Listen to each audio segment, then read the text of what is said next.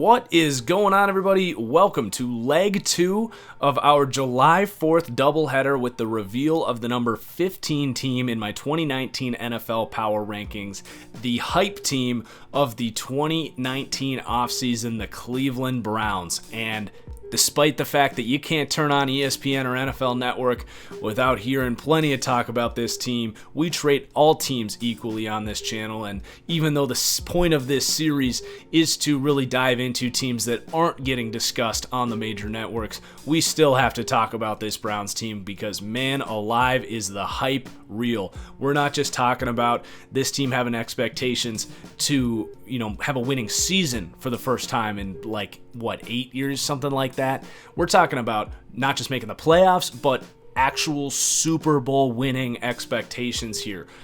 People are quite literally putting their money on the Cleveland Browns as their Super Bowl odds are 14-1, which is in the top 10 in terms of teams to win the Super Bowl. So the hype is off the chains. This video is going to be all about talking about, can they live up to that hype? What players here are going to have to maybe emerge for that all to happen? Because at the end of the day, this is still the Cleveland Browns, who are not going to fix a top to bottom cultural dysfunction in a year, despite all of the roster moves. And they also have a first-year head coach that many thought was a premature hire. So, this is not a perfect team. That's why they come in here at 15. But I also think, as we will talk about, there is some backing to a lot of this hype. So if you learned something, if you enjoy, please do hit that like button. It's the easiest way to support the channel. Also subscribe, turn on notifications so you don't miss any more deep dives as we go. If you're also looking for a way to support the channel, the next time you buy tickets, do it on SeatGeek and use promo code ThatFranchiseGuy. You'll actually save $20 on your first purchase, and we can all win. So go check that out. If you're new to the series, what we do, we go through the roster, rank each position, how they stack up against the rest of the league. While we do that, you'll be looking at my own custom Madden rosters. So it is a video game, but they are my own ratings, and it accurately shows how I perceive each player, and it's just a nice little graphic to use. Then we're going to go through the schedule, talk about this game by game, the Vegas over-under, and my win total expectations for this team. And now that we're getting into the top half of the power rankings, we're also going to have to talk about their playoff odds, Super Bowl odds, division odds, all that good stuff. So make sure you stick around towards the end of the video so you get my full predictions for this Browns team.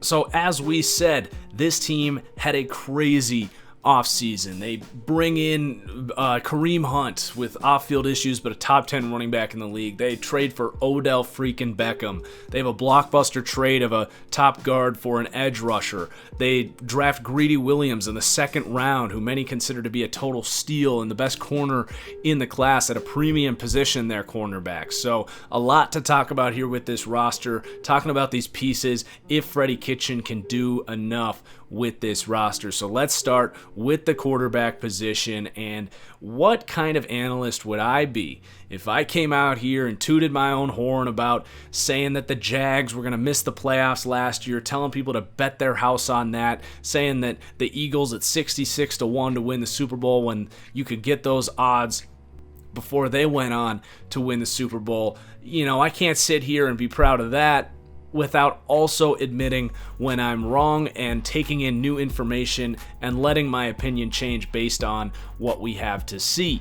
And my God, was I wrong about Baker Mayfield. I'm not going to shy away from it. I'm not deleting my draft videos or anything. I thought this was the worst pick in my lifetime. Coming out of college, a pillow fight conference, I did not personally see the arm strength in college to make those big time throws and to pass on a prospect in Sam Darnold that I thought was the best prospect to come out of college since Andrew Luck, I thought was preposterous. Well, my apologies, John Dorsey. I think it's safe to say at this point you're not going to regret that pick of Baker Mayfield at number 1 overall. There's still a lot of career to play out to see who ends up being the better player, but in terms of the limited ceiling conversation about Baker Mayfield, he has blown that ceiling off the roof. I never doubted that he could come in, be ready to play right away as a guy that started 50 games in college, be accurate in the short game, and be like a better version of Case Keenum is what I thought. But he came in here as a rookie, did all of that, and then also was extending plays with his feet, looking like an uber athlete, showing the arm talent to make the big time throws, and then the downfield accuracy inside and outside the numbers. Like, he was just dominant as a rookie. So yes, I was wrong about Baker Mayfield. I am not going to shy away from it, but I'm also not going to just ignore what I'm seeing and just continue to say that he can't be an elite quarterback, because I can see it. So he baked a believer out of me. He's coming in here 11th at the quarterback position. It's not like there's any backups here with Drew Stanton, Garrett Gilbert boosting that up. It is all Baker Mayfield here, and I will fully admit that if you're going to buy into the hype here, I think it is justified with what we've seen from Baker Mayfield. So let's continue on here and talk about the rest of the roster that is still going to need to step up to continue to help Baker Mayfield to grow, because he is still just a second-year player, and it's not like he was perfect as a rookie, and also help out Freddie Kitchen as his first year as a head coach. So the running back room here, obviously going to come in very high. You've got Kareem Hunt. He is going to be suspended for the first 8 games of the season, but he is a legit 3-down back, a top 10 guy, probably the best balance and ability to shrug off defenders and kind of force poor tackling angles and just maintain his balance. That is his elite trait right there. He doesn't have the elite speed or any of that, but I mean, man, his skill, if you put him in Saquon Barkley's body, Saquon is the best running back in the NFL already, but oh my God. Like, jeez. And then Nick Chubb is, I mean, you didn't need Kareem Hunt. Nick Chubb was a fantastic rookie. In a normal season, he would have been Rookie of the Year. You just happened to come in to the NFL with Saquon Barkley. Very balanced player. He even showed that he can catch the ball out of the backfield, which was a big question for him coming out of Georgia. Well, at Georgia, they just had Sony Michel there catching all the balls, so they didn't have to ask Nick Chubb to do it. Well, it turns out he's not Jordan Howard, which is a lot of people's comp for him. And he can actually catch the ball out of the backfield. So, I mean, I guess they'll just rotate these guys and keep them fresh. If you want to talk fantasy football, I'm staying away from this situation. Nick Chubb will be very nice for the first 8 games of the year, but it's going to get sloppy when Kareem Hunt gets back. That's fantasy football playoffs right there. I'm just going to stay away from this unless you can get them both somehow, but that's using 2 fantasy picks. Like, it's just going to be complicated in terms of the stats, but, you know, we're talking about real football here, and you've got 2 legit, you know, top 10 to 20 running backs there. And then you also have Duke Johnson, who's one of the better receiving backs in the NFL. So you're just, you know, it's an embarrassment of riches here. Duke Johnson's actually, like, holding out right now. He wants out. Well, you know, he's got to realize he's still going to have a role in this offense as that 3rd down back. But I do get it. You just signed a big contract extension, and you've now brought in 2 guys technically ahead of you on the depth chart. So, you know, maybe he plays out this year. They can keep him happy if they can, you know, win 10, 11, 12 games. And, you know, winning kind of cures everything in terms of this sort of thing for the most part. But you would think that, you know, as his contract starts to get closer to the end, he's going to want an opportunity to go out there and earn another contract as opposed to just sitting here on the bench. And then behind him, no one to really talk about. Dontrell Hilliard, Trayon Gray, D'Ernest Johnson. You know, one of those guys is going to have to make the team because Kareem Hunt's not going to be on the team for the first half of the season. But it really is going to be Nick Chubb, Duke Johnson for a while, and then Kareem Hunt will get in the mix. And in terms of the running back, they come in tied for 5th. No one has the depth you have here, but they don't really have a top 5 running back here. You could maybe make a case for Kareem Hunt. But again, he's going to miss half the season. So then you've got the wide receivers here, and they're coming in 2nd for wide receiver. You got Odell Beckham. He's a top 5 wide receiver. He needs to stay healthy. But, I mean, the Browns didn't even give that much up to get him. And the Giants even ate some of his salary cap. So, I mean, just what a steal to go and get him for a 1st-round pick, a 3rd-round pick. And Jabril Peppers, who was a promising young player, but, I mean, we're talking about Odell Beckham here. He's one of the 10 game-breaking players in the NFL on both sides of the ball. And this is going to allow Jarvis Landry to be that, you know, complementary piece where he belongs.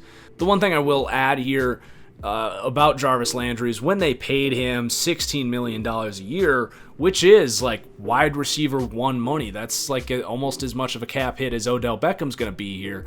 I said at the time, like, yeah, that's fine. Like, I get that you want to keep him in here when this team was just a mess and they needed some stability at the position. But I said 3-4 years down the road, when you're ready to win a championship, that contract could end up hurting you.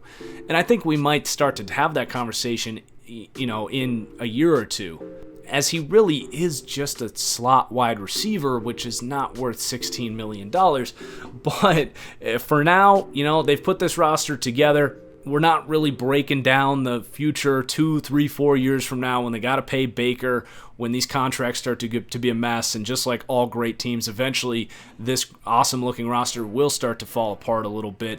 But for now, you've got everything in place. So, yeah, Odell, Jarvis, fantastic duo. It's the reason this team's coming in number 2 at wide receiver. The depth, certainly a concern. Rashard Higgins, he's probably a wide receiver 4. You do have Antonio Callaway, who showed plenty of flashes last year of being a great player and flashes of being a dumb player. Freak athlete, a deep threat. Maybe now with Odell in here, he can kind of settle into a minor role with this offense where he can really thrive just doing a couple things. Obviously a very high upside player, a guy that does have some off-the-field question marks, though. And then after that, Derek Willis, Jalen Strong. Someone else here will make the roster that won't be relevant. Damian Ratley as well, a 6th-round pick last year.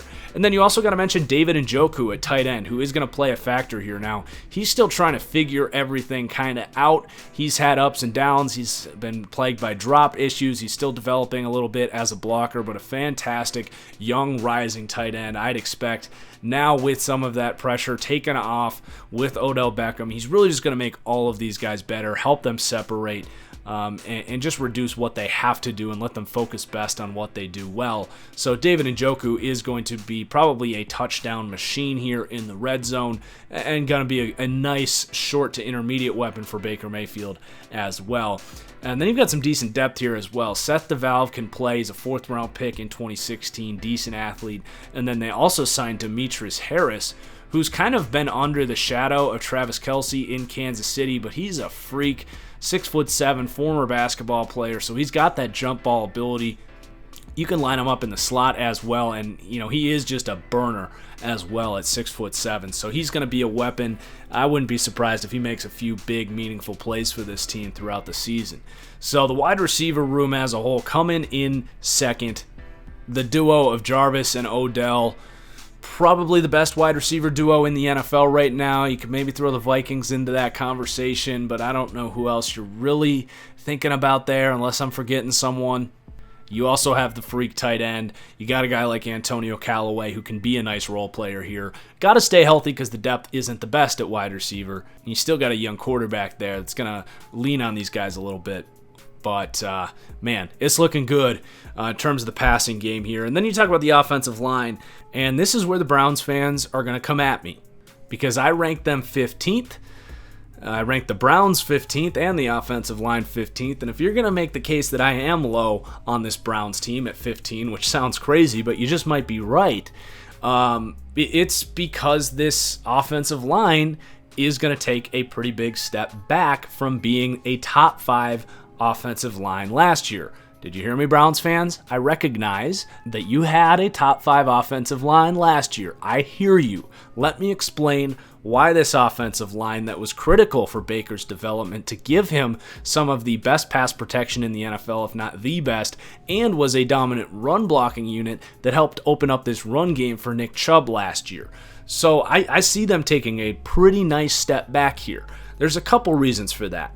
Really 3 big reasons here. Number 1 is you traded away your best player, Kevin Zeitler, for an edge rusher that I don't think you really needed, and we'll talk about Olivier Vernon when we get to the defensive side of the ball. So, A, you've lost your best player.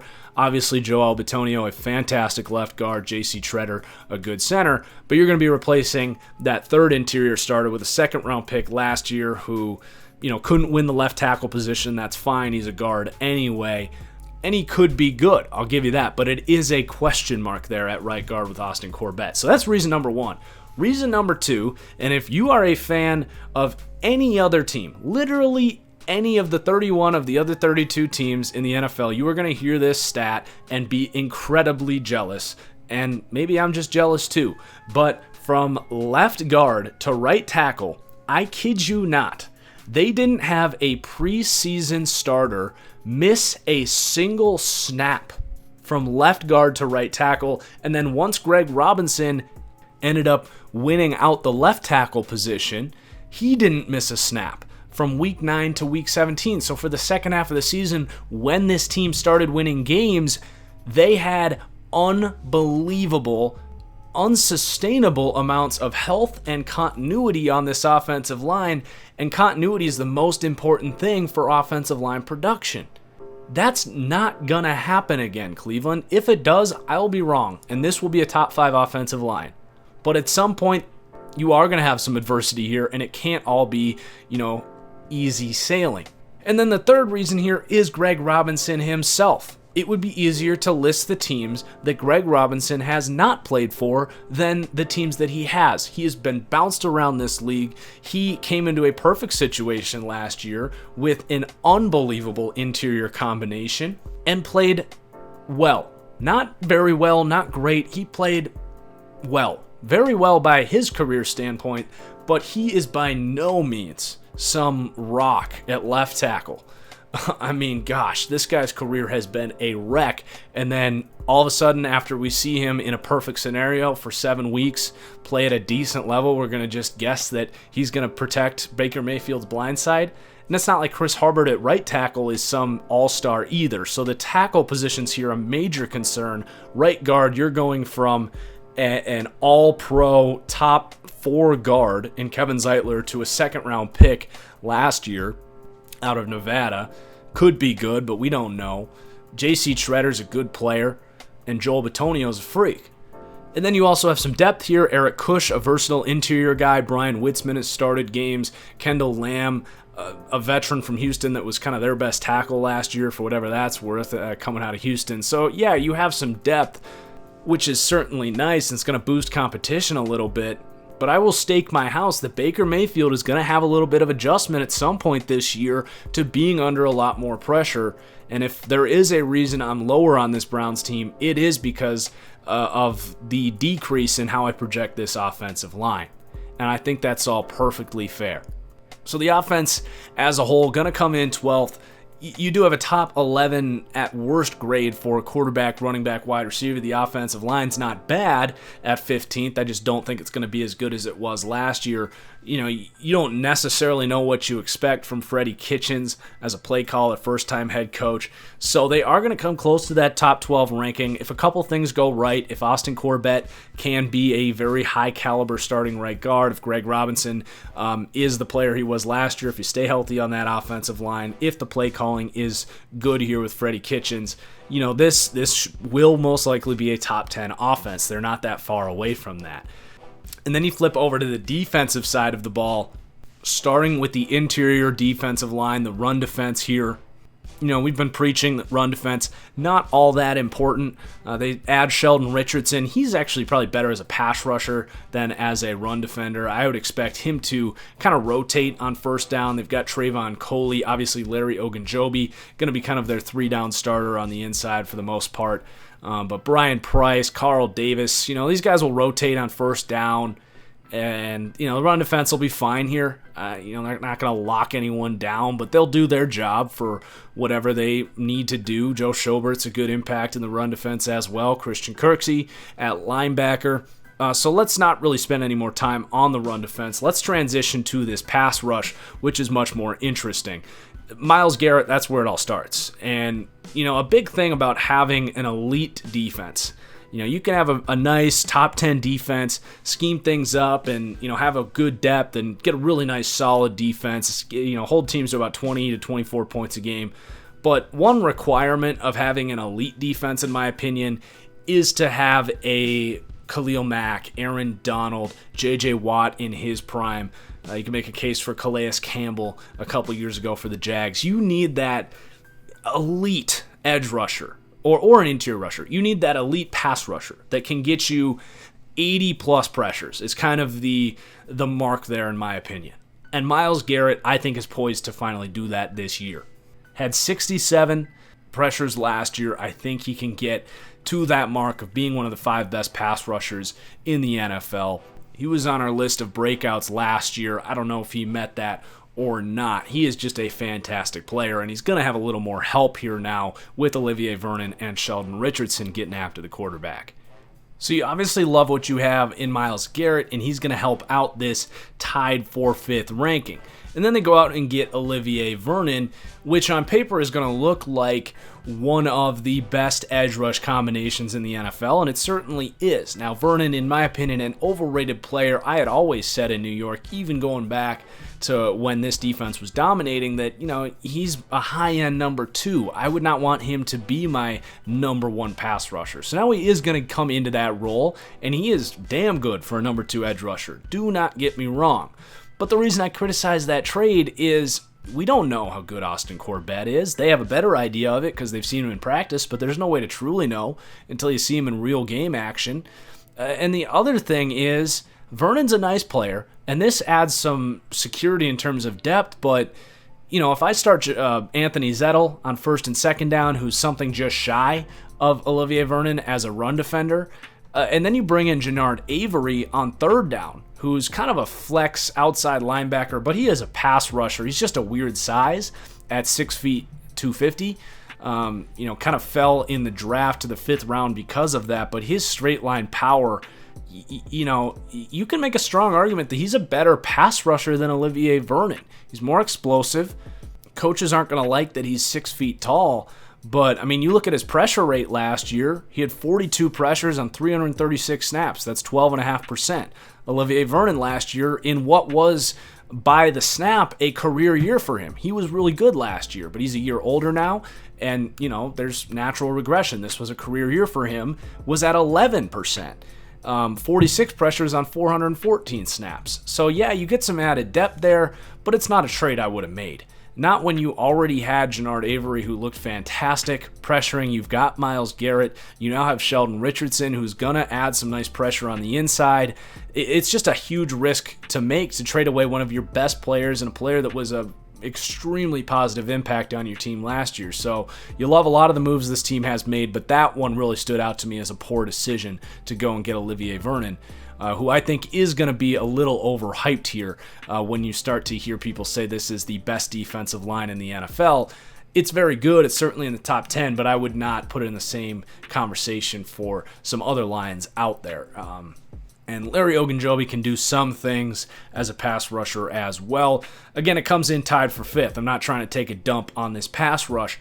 I just think you might need to tamper your expectations a little bit if you think they have 2 elite guys in Olivier Vernon and Myles Garrett, and this is going to be some big upgrade because technically speaking, even if Olivier Vernon repeats his production from last year, you're taking snaps away now from Jannard Avery, who actually generated pressures at a higher rate last year. You might not expect that to happen for Avery again either, but I'm just pointing out that this team already had that really nice edge presence opposite of Myles Garrett last year. In terms of anyone beyond the names we've just mentioned, Chris Smith is a depth piece, but he actually has shown some flashes. He can start like a game or two and kind of maintain some bit of pressure there. Chad Thomas, a bit of a wild card here, a 3rd-round pick last year. He kind of goes in that same conversation for me that we had about Anthony Zettel as a guy that's a little bigger, probably going to be more of a impact as a rotational 1st and 2nd down edge guy who's a little more effective at stopping the run. So it's a very good pass rush. I said some negative things, but you love what Myles Garrett brings to the table. It's going to be an incredible pass rush, and I know offenses are not looking forward to facing it. Then you have the linebacker room. They're going to come in tied for 20th, which means we do have to talk about Joe Schobert, who comes in the same bracket to me as some of these more overrated linebackers who, kind of pad their tackle numbers, make the Pro Bowl because, in layman's voters of the Pro Bowl, like they just look at tackle numbers and vote on that guy. It's the biggest joke in the NFL is how people look at linebackers and say, oh, you had this many tackles. Like that's so dependent on your scheme, on how many snaps you played, just luck in general, if the ball was coming your way. And actually, for the most part, if the ball's coming your way, that means you probably got beat in coverage. Now, Joe Schobert, I will admit, took a step up in coverage this year. as far as his PFF grade goes in coverage. Now, sometimes there's outlier seasons. If he does it again, I will open my mind about him. I have doubts. I have been told that Joe Schobert is a top 5 linebacker in the NFL. I can't go there, man. He's stiff, oversized for the modern game. I don't buy it. He's a fine player, but no way in hell am I putting in the same bracket as Deion Jones, Danny Trevathan, Nigel Bradham, actual freak athletes with cover instincts. He's a fine player. Starting caliber guy. I would be looking to get a true number 1 here if I were Cleveland. They let Jamie Collins go. That's fine. He had his inconsistencies here. It's probably time. And then you've also got Christian Kirksey, who he's a very athletic guy, very good run defender, super instinctive against the run, needs to continue to develop in coverage, but he's a good number 2 linebacker. Don't get me wrong. You got 2 pretty good starters here. They'll be fine. They come in tied for 20th. They're not great. They don't really move the needle for me, but there's teams that can and will do a lot worse at linebacker. These are going to be kind of just do your job types of players here. I love the drafting of Mack Wilson. I don't know where they came up with Sion Takitaki as a 3rd round pick here. Maybe he proves me wrong, but that was a head scratcher to be certain. I don't see how and when he gets on the field here. I don't see him taking reps from Mack Wilson, who's just a better football player. Really a head scratcher there. I think John Dorsey's earned the benefit of the doubt, but I just don't see it. We'll see how that all plays out. Ray Armstrong, Ardarius Taylor, going to compete for spots here. You got a bunch of depth, just don't have that true number 1 top end 3-down linebacker here, but it's fine. They come in tied for 20th. And then in the secondary, they come in tied for 15th with me. Denzel Ward, total freaking stud, dominant rookie year. I criticized this team of taking him over Bradley Chubb. There's no way to know for certain that that was the right decision because Bradley Chubb had a great rookie year too. But, they're not going to regret having Denzel Ward on their team. He is just fantastic. He is poised to really be a top 10 corner already in his second season. So you love what you have there. And then Greedy Williams, just probably the steal of the draft in the second round. I frequently mocked him in the top 12. Just like John Dorsey said, it's what we were saying in the pre-draft videos all the time. People criticize his tackling ability. I don't pay corners to tackle. If you miss 3 or 4 tackles a year, it's not going to kill us if your coverage is miles away better than the other option. And Greedy Williams has the length, quickness, speed, technique to be a number 1 corner in this league, and he doesn't even have to be that because you already have one in Denzel Ward. So this cornerback duo is young and going to continue to grow into quite possibly the best duo of corners in the NFL. Just a head scratcher on how Greedy Williams fell as far as he did, and to see some of the corners that went ahead of him because coaches are afraid that he can't tackle. Look, you can coach a guy up on how to tackle. Come on. I want the guy that can cover. And then they have incredible depth here. That's something we've applauded teams like the Patriots, the Saints, the Rams for doing, loading up on 4, 5 corners that you're comfortable starting. A lot of teams will have 2 or 3 guys, but the fact of the matter is these guys are more slender. They get beat up all the time, and you need to have guys that can play in a pinch. And a lot of times you start 4 cornerbacks in certain packages anyway. So you've got TJ Carey, a fantastic nickel corner. He's dealing with some injuries right now, but he should be healthy for the start of the season. Terrence Mitchell, just a fantastic 4th corner. Seriously, he would start for a lot of teams in the NFL. Same thing can be said about Phillip Gaines. So you love the depth. Even Eric Murray being listed as a corner right now. He's been a safety for the Chiefs, but he was a good cornerback in college. So maybe they try him out there. You got Lindsey Pipkins. You drafted Donnie Lewis in the 7th round. You pick up Tavire Thomas and Justin Burris from the Jets. I'm a big fan of just throwing dart after dart after dart and increasing the competition at this cornerback room. So really impressed by what this team has at corner. And then you've got the safeties here. Demarius Randall at free safety. God, is it tough to be a Packers fan and watch these secondary players leave and thrive once used in the positions they belong in. Micah Hyde, they let him go for nothing. He turns into one of the best free safeties in the NFL after they had him at nickel corner for a long time. Casey Hayward, they had him playing nickel corner. He leaves on a super cheap contract, turns into one of the 10 best corners in the NFL on a consistent basis. And now Demarius Randall, they trade him for Deshaun Kaiser, and he goes and he's one of the best free safeties in the NFL. Great range, great ball instincts, still some boneheaded mistakes at times. And you're going to just have to live with that with Demarius Randall. He's a bit of a gambler, but he's just a fantastic ad, a good move there to go and get him. And then you got another Green Bay guy there, Morgan Burnett. He's just a Band-Aid. He didn't really do much for Pittsburgh last year. More of a name at this point. He's a placeholder while you hope that someone like Sheldrick Redwine can step up as a fourth-round pick. You just don't know what to expect there from him. So the safety duo is solid. It's pretty average. Demarius Randall, like we said, you take the good with the bad with him, and then Morgan Burnett's just kind of eh. So the secondary as a whole coming in with a solid ranking of tied for 15th. So after you factor in the fact that this is still the Cleveland Browns, Browns fans don't want to hear it, but it's true. Like, you do have to consider the fact that you got a first-year head coach here. You got a lot of moving pieces. You got incredibly high expectations. This defense with that corner duo, with Myles Garrett, has all of the makings of a top 10 defense and beyond down the road. But to expect that here right away, I just don't know if you're going to see it.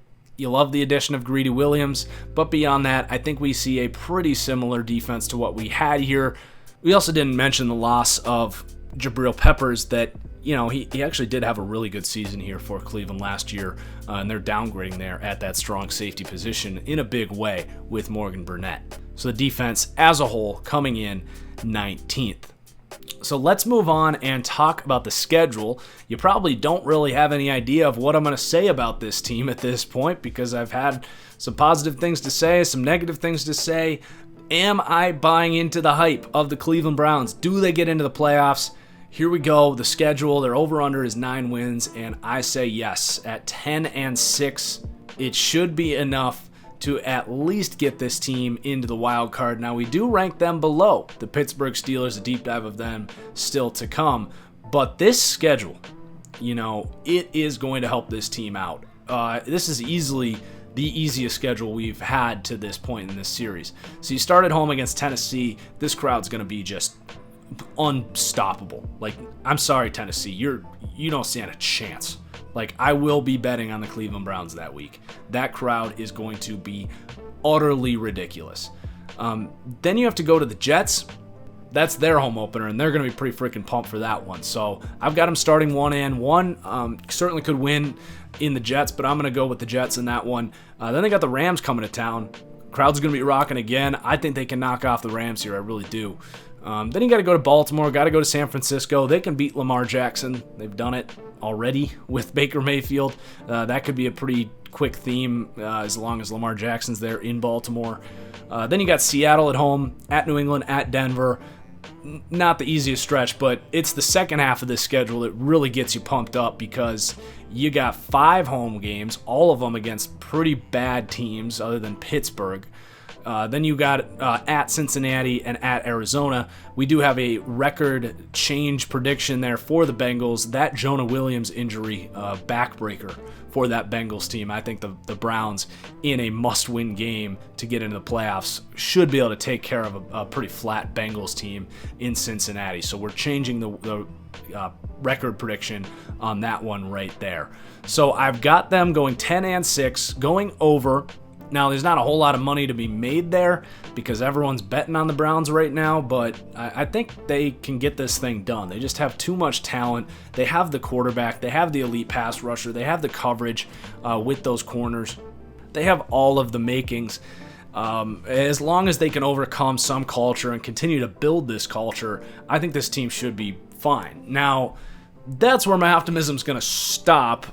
This team is 14-1 to win the Super Bowl? No, I can't do that, man. Not in this team's effective first year of this kind of hype team with Odell and Olivier Vernon, Ward, Greedy. Like, no, I'm not picking them to win the Super Bowl this year. That's crazy.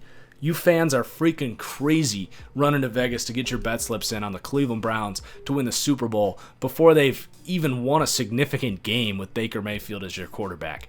Yes, it's going to be a super fun team to watch. I can't wait. I'm not picking this team to win the Super Bowl. I'm not even picking them to win this division. Plus 125, they're the favorites to win the AFC North. We'll see when the record predictions come in for the Steelers. They might have a much harder schedule, but I still think the Pittsburgh Steelers are a better football team than the Cleveland Browns. Better coach, quarterback combination, better offensive line. I'm still going to take the Pittsburgh Steelers. It's not by a wide margin, so don't freak out about that, but I think the hype is a little overblown, but I'm buying in a little bit. I think it's going to be a very, very good football team next year. So that's going to do it. Browns fans, let me know where I'm right, where I'm wrong. The rest of you NFL fans do the same. Please do hit that like button. Enjoy the rest of your 4th of July. Cheers as always, and we'll see you for the next one. Peace out.